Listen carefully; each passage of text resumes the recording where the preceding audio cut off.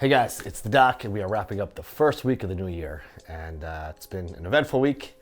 The COVID thorn is still in all our arses. Just can't seem to shake this thing, but hopefully there's just a few weeks left and we'll be out of the woods, fingers crossed. I hope all of you are doing well out there, staying safe and staying healthy. Lots to think about this week, and these are my thoughts of the week. So this week, I've actually been thinking a lot about a quote that I read from Maya Angelou. That's actually, I use in my book in one of the chapters.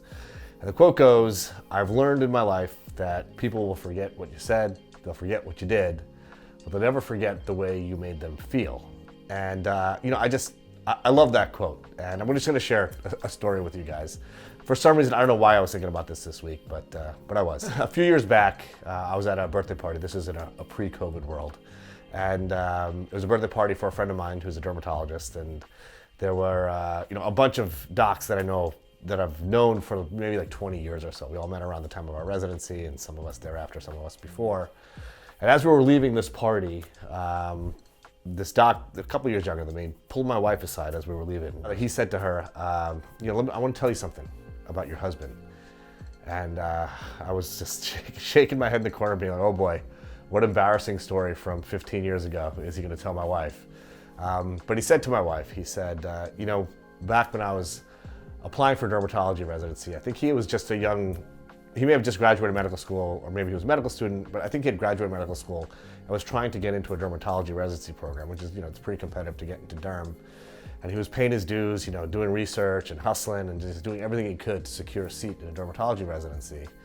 And he told my wife that, he'd given us a talk at one of our grand rounds, and I was probably a first-year resident, a very, very low man on the totem pole.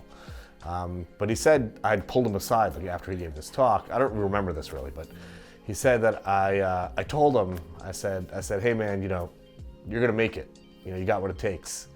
And he said that always stuck in the back of his head, and he shared that story with my wife. And I was just thinking to myself, it's so wild that 15 or 17 or 18 years later, he's a very successful dermatologist now in Florida. And that resonated in his mind, almost 2 decades later, and I had similar things like that happen in my life, like my 5th grade teacher, when he pulled me aside and said, "You're gonna succeed." And I was like this, glasses wearing, only brown kid in my school, used to get beat up at the bus stop every day type of situation.